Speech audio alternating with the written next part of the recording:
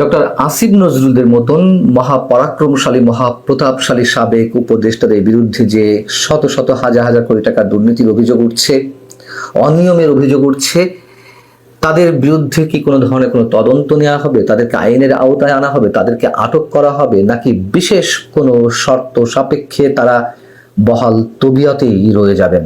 এমন অসংখ্য অভিযোগ এখন সাধারণ মানুষের মধ্যে। ট্রান্সপারেন্সি ইন্টারন্যাশনাল বাংলাদেশ টিআইবি সারা বছর যে সংস্থাটি নানান ধরনের অনিয়ম দুর্নীতির বিরুদ্ধে সোচ্চার জোরালো বক্তব্য দিয়ে আসছে বিভিন্ন ক্ষেত্রে, সেই সংস্থাটিও এইসব উপদেষ্টাদের ক্ষেত্রে যে ভাষায় কথা বলছে, বক্তব্য দিচ্ছে, তাও বেশ রহস্যাবৃত। এমনকি বর্তমান যে বিএনপি সরকার, সেই সরকারের নেতারা এইসব অভিযোগের বিষয়ে যেভাবে কথা বলছেন, তাতেও মানুষের মধ্যে অনেক ধরনের প্রশ্ন উঠছে। যদি তাই হয়, এই যে সাবেক উপদেষ্টারা যদি সব ধরনের আইনগত ব্যবস্থার ঊর্ধ্বে থেকে যান, তাহলে আওয়ামী লীগের দোষ কি? আওয়ামী লীগের কোনো সাবেক নেতা, সাবেক মন্ত্রী, সাবেক এমপিরা যে হাজার হাজার কোটি টাকা দুর্নীতি করেছেন, এ কথা তো দিবালোকের মতন স্পষ্ট। তাহলে তাদের বিরুদ্ধে কেন বিচারিক প্রক্রিয়া চলবে? তাদেরকে কেন আটক করা হবে? আওয়ামী লীগের তাহলে দোষ কি? কেন ওই প্রশ্ন তুলছি, আমি আসছি পরবর্তীতে। ডক্টর আসিফ নজরুলের বিরুদ্ধেই শত শত কোটি টাকার দুর্নীতির অভিযোগ উঠেছে, অভিযোগপত্র জমা পড়েছে নামে বেনামে দুর্নীতি দমন কমিশনে। এর আগেও আমি আপনাদের জানিয়েছি। এখন যেটি জানা যাচ্ছে যে সেগুলো নাকি যাচাই বাছাই করা হচ্ছে। দুদকের কোনো কর্মকর্তাই বলছেন গণমাধ্যমকে যে ক্ষমতার অপব্যবহার এবং ঘুষ দুর্নীতির মাধ্যমে বিপুল পরিমাণ অবৈধ সম্পদ অর্জন ও নানান দুর্নীতির অভিযোগ রয়েছে সাবেক এই আইন উপদেষ্টার বিরুদ্ধে। কি কি অভিযোগ রয়েছে আসিফ নজরুলের বিরুদ্ধে? মামলা বাণিজ্যের অভিযোগ রয়েছে, জামিন বাণিজ্যের অভিযোগ রয়েছে, বিচারকদের পদায়নের ক্ষেত্রে, বদলির ক্ষেত্রে ঘুষ দুর্নীতির অভিযোগ রয়েছে, অর্থ পাচার করেছেন শত শত কোটি টাকা, এমন অসংখ্য অভিযোগ সাবেক এই উপদেষ্টার বিরুদ্ধে। 18 মাসে তিনি টাকার বিনিময়ে, যেখানে জামিন মিলছে না মানুষের, কিন্তু টাকার বিনিময়ে অসংখ্য মানুষের জামিনের ব্যবস্থা করে দিয়েছেন। ট্রান্সপারেন্সি ইন্টারন্যাশনাল বাংলাদেশ টিআইবির কথা বলছিলাম। এই সংস্থাটির নির্বাহী পরিচালক ডক্টর ইফতেখারুজ্জামান সম্পর্কে আমরা সবাই জানি, সজ্জন ব্যক্তি এবং দুর্নীতির যে কোনো বিষয়ে তিনি খুব সোচ্চার। তিনিও আসিফ নজরুলদের মতন সাবেক উপদেষ্টাদের ক্ষেত্রে যে বক্তব্য দিচ্ছেন, তা হচ্ছে এরকম যে অভিযোগের সত্যতা পেলে দৃষ্টান্তমূলক জবাবদিহিতার আওতায় আনতে হবে অভিযুক্তদের। কেন শুধুমাত্র এটুকু বলে তারা চুপ করে থাকবেন? কেন টিআইবি যে সত্য প্রণোদিত হয়ে বিভিন্ন সংস্থা, বিভিন্ন প্রতিষ্ঠান বা সাবেক সরকারের মন্ত্রী এমপিদের বিরুদ্ধে দুর্নীতির খতিয়ান তুলে ধরে, কেন এক্ষেত্রে মুখে কুলু পেটে আছেন? শুধু প্রশ্ন করলে কোন রকম উত্তর দেওয়ার দরকার, সেগুলো দিয়ে যাচ্ছে। আসিফ নজরুল তিনি ফেসবুকে একটি স্ট্যাটাস দিয়েছেন একদিন আগে, সেটিও হয়তো আপনারা অনেকে দেখেছেন গণমাধ্যমের মারফত। আমি সামান্য 2-3টি পয়েন্ট বলি আপনাদের সামনে। তিনি বলছেন যে, আমি সরকারে থাকা অবস্থায় বা এর আগে পরে জীবনে কখনো কোনো দুর্নীতি করিনি। যুক্তরাষ্ট্রে বা অন্য জায়গায় আমার যে সম্পদ বা ফ্ল্যাটের অভিযোগ আনা হচ্ছে তা সর্বৈব মিথ্যা। এইসব কথা প্রত্যেকেই বলেন। দুর্নীতিগ্রস্ত বা বিভিন্ন অনিয়মের অভিযোগে অভিযুক্তরা প্রাথমিক পর্যায়ে এসব অভিযোগ সম্পর্কে তাদের বড় বড় গলা, বড় বড় বুলি আমাদের সামনে এভাবেই তুলে ধরেন। তিনি বলছেন যে, আমি কোনো স্বজন প্রীতি করিনি। সরকারে থাকা অবস্থায় আমার পরিবার বা আত্মীয় স্বজনকে বিন্দু মাত্র সুবিধা দেয়নি বা তাদের কোনো অনৈতিক সুবিধা পাইয়ে দেয়নি, কারোর পক্ষে কোনো তদবির করিনি। ওই যে বলা হচ্ছিল যে মামলা বাণিজ্য, জামিন বাণিজ্য, এই ব্যক্তি যখন বিচারকদের উদ্দেশ্যে সারা বছর বলে গেছেন যে জামিন যেন দেখে শুনে দেয়া হয়, তখন বিচারকরা কেন জামিন দিবেন? তারাও তো রক্ত মাংসের মানুষ, এই বাংলাদেশে অবস্থান করছেন। আইন উপদেষ্টার কথা বাইরে গেলে চাকরি থাকবে কিনা, সে থাকলেও কতক্ষণ থাকবেন, সেই চিন্তায় তো তাদেরকে দিন রাত থাকতে হয়েছে। আমি যখন জেলে ছিলাম তখন বেশ কয়েকজনের জামিন হলো এবং যথারীতি শুনতে পেলাম জামিনটা কার মাধ্যমে হয়েছে, কার তদবিরের মাধ্যমে এই মানুষগুলো জামিন হচ্ছে আমি বলছি। এবং সবার সামনে তো এটি ওপেন। কথিত জুলাই যোদ্ধা সুরভিকে যখন রিমান্ডে নেওয়ার নির্দেশ দিল আদালত, তখন তিনি ঝাঁপিয়ে পড়লেন, ডক্টর আসিফ নজরুল ঝাঁপিয়ে পড়লেন যে সুরভির জামিনের ব্যবস্থা করা হবে, ন্যায় বিচার পাবে। রিমান্ড আবেদন বাতিল করে তাকে জামিনের ব্যবস্থা করে দেওয়া হলো। এগুলো কি তদবির নাকি অন্য কিছু? মানুষের সাথে তামাশার একটি সীমা থাকে। আসিফ নজরুল সব সীমা ছাড়িয়ে গেছেন।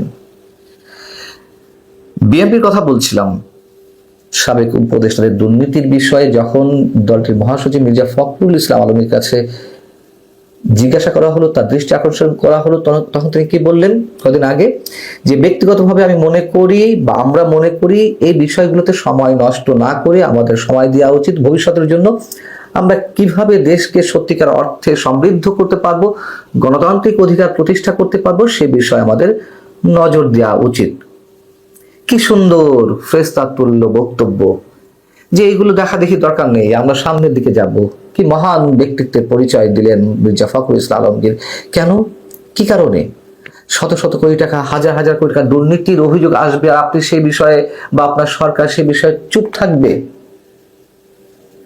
এতটাই সৌহার্দ্যপূর্ণ বাংলাদেশ হয়ে গেল এর মধ্যে, কেন চুপ করে থাকতে হচ্ছে? কেন এইগুলো অ্যাভয়েড করা হচ্ছে? কেন এসব ক্ষেত্রে উদাসীনতার পরিচয় দেওয়া হচ্ছে বিএনপি সরকারের পক্ষ থেকে? তা নিয়েও তো নানান ধরনের প্রশ্ন মানুষের মধ্যে উঠছে, যে কোনো ধরনের গিভ অ্যান্ড টেক বা কোনো ধরনের শর্তের মাধ্যমে বর্তমান সরকার ক্ষমতায় এসেছে কিনা। সত্যি কথা বলতে আমরা একটা অভাগা জাতি, যারা সাধারণ মানুষ। উপরওয়ালাদের নানান ধরনের খেলা আমাদের দেখতে হয়, দেখে যাচ্ছি, দেখতে হবে। অন্যান্য উপদেষ্টার মতো আসিফ নজরুলও কি ফেঁসে যাচ্ছেন? আপনারা ইতিমধ্যে ইউনূসের অর্থাৎ সাবেক অন্তর্বর্তীকালীন সরকারের উপদেষ্টা পরিষদে যারা আছেন তাদের মধ্যে একটা টেনশনের ভাঁজ, কপালে টেনশনের ভাঁজ পড়ে গেছে। আসিফ নজরুলও এর বাইরে নয়। যার দরুন আসিফ নজরুল গত পরশু একটা ফেসবুকে স্ট্যাটাস দিয়ে কান্নাকাটি করেছেন। আসিফ নজরুলরা কি ফেঁসে যাচ্ছেন? ফাঁসাই তো উচিত। এই আসিফ নজরুল ছিলেন বিগত অন্তর্বর্তীকালীন সরকারের আসলে মাস্টারমাইন্ড যদি কাউকে বলতে হয় তাহলে আসিফ নজরুল। আসিফ নজরুলের নির্দেশনায় সরকারটা চলতো। ওই যে ব্রিগেডিয়ার সাখাওয়াত কিচেন ক্যাবিনেটের কথা বলেন না, এই কিচেন ক্যাবিনেটের অন্যতম প্রধান একজন হচ্ছেন আসিফ নজরুল। বলা যায় ডক্টর ইউনূসের বিকল্প শক্তি বা বিকল্প প্রধান উপদেষ্টার জায়গাটা বা ভূমিকাটা পালন করতেন এই আসিফ নজরুল। দেশের রাজনৈতিক ও প্রশাসনিক অঙ্গনে এখন আলোচনার কেন্দ্রবিন্দুতে সাবেক আইন উপদেষ্টা আসিফ নজরুল। তার বিরুদ্ধে দুর্নীতি দমন কমিশন বা দুদকে জমা পড়েছে 1 ডজনেরও বেশি অভিযোগ। মামলা বাণিজ্য, জামিন বাণিজ্য, বিচারক পদায়ন থেকে শুরু করে শত শত কোটি টাকা বিদেশে পাচারের মতো গুরুতর অভিযোগ উঠেছে তার বিরুদ্ধে। অন্যদিকে এসব অভিযোগকে গাঁজাখুরি দাবি করে আত্মপক্ষ সমর্থন করেছেন নিজেই। শুরুতে আসা যাক দুদকের অভিযোগ প্রসঙ্গে। সংশ্লিষ্ট সূত্রে জানা গেছে সাবেক আইন উপদেষ্টা ডক্টর আসিফ নজরুলের বিরুদ্ধে ক্ষমতার অপব্যবহার করে বিপুল পরিমাণ অবৈধ সম্পদ অর্জন ও নানা দুর্নীতির অভিযোগ জমা পড়েছে। অভিযোগ তালিকায় কি নেই? মামলা বাণিজ্য, জামিন বাণিজ্য, বিচারক পদায়ন এবং অর্থ পাচার সবই আছে। দুদকের মহাপরিচালক মোহাম্মদ আক্তার হোসেন গণমাধ্যমকে জানিয়েছেন, দুদকে আসা যে কোনো অভিযোগ একটি নির্দিষ্ট প্রক্রিয়ার মধ্য দিয়ে যায়। এখানে একটি 100 মার্কের মার্কিং সিস্টেম বা যাচাই বাছাই কমিটি থাকে। যদি কোনো অভিযোগ 80 মার্ক পায় তবেই সেটি পরবর্তী অনুসন্ধানের জন্য গ্রহণ করা হয়।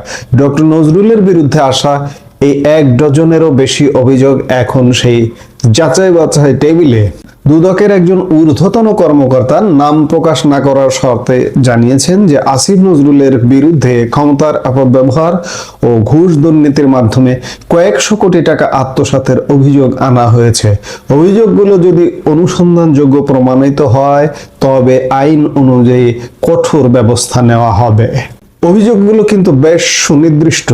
দুদকে জমা পড়া নথিতে দাবি করা হয়েছে। জামিন বাণিজ্য অভিযোগ উঠেছে আসিফ নজরুল প্রভাব খাটিয়ে কোটি কোটি টাকার বিনিময়ে ভিআইপি আসামিদের জামিন দেওয়ার ব্যবস্থা করেছেন।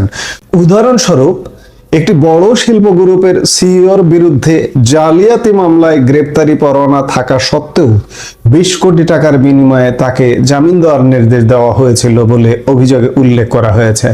এমনকি গান বাংলা টেলিভিশনের তাপসের জামিন নিয়েও বিপুল অঙ্কের লেনদেনের অভিযোগ উঠেছে। বিচারক ও সাব রেজিস্ট্রার পদায়নে জালিয়াতি করেছেন আসিফ নজরুল। রাজধানী ঢাকা ও তার আশপাশের এলাকায় বিচারক বদলি বা পদায়নের ক্ষেত্রে 50 লাখ থেকে 2 কোটি টাকা পর্যন্ত নেওয়া হতো বলে অভিযোগ।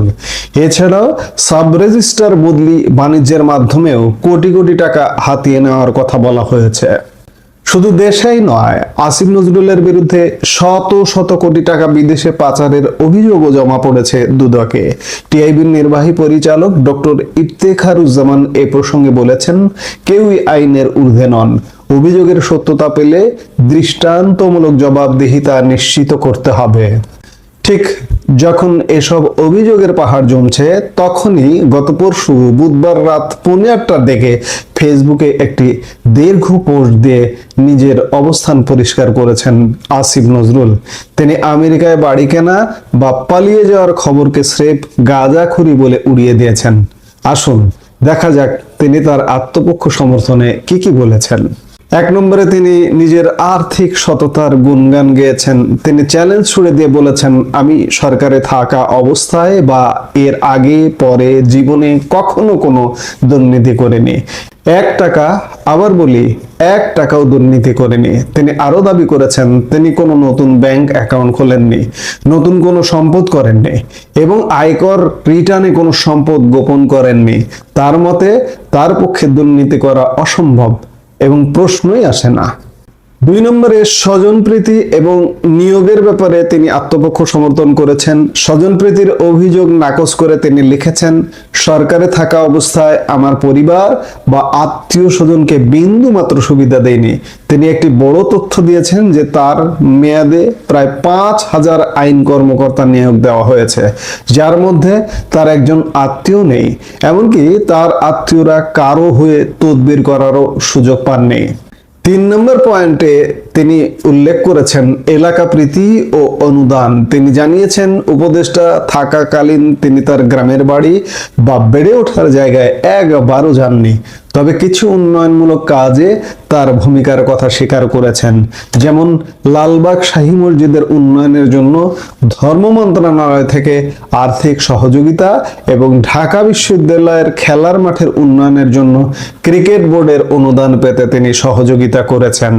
এর বাইরে ব্যক্তিগত বা অন্য কোনো উদ্দেশ্যে তিনি কোনো অনুদানের অনুরোধ করেননি বলে দাবি করেছেন। দর্শক, পরিস্থিতি এখন দাঁড়িয়েছে কার দাবি সত্য বনাম অভিযোগের ভিত্তিকে। একদিকে দুদকে জমা পড়া 1 ডজন অভিযোগ যেখানে শত শত কোটি টাকার দুর্নীতির কথা বলা হচ্ছে, অন্যদিকে ডক্টর আসিফ নজরুলের সাফ দাবি তিনি 1 টাকাও দুর্নীতি করেননি। এখন পুরো বিষয়টি নির্ভর করছে দুদকের নিরপেক্ষ অনুসন্ধানের ওপর। যদি অভিযোগগুলো মিথ্যা হয় তবে সেটি হবে রাজনৈতিক উদ্দেশ্য প্রণোদিত, আর যদি সত্য হয় তবে দেশের আইনের শাসন প্রতিষ্ঠার স্বার্থে তা জনসমক্ষে আসা জরুরি। আসিফ নজরুলের এই আত্মপক্ষ সমর্থন কি যথেষ্ট, নাকি অভিযোগগুলোর পেছনে গভীর কোনো সত্যতা আছে? এখন সেটি দেখতে হলে বর্তমান সরকারে যারা আছেন তাদের সদিচ্ছা কিংবা সরকারের প্রতিষ্ঠান দুদক দুর্নীতি দমন কমিশনের সদিচ্ছার উপর নির্ভর করবে। আমরা দেখতে চাই সামনে কি ঘটছে, আমরা নিশ্চয়ই দেখব।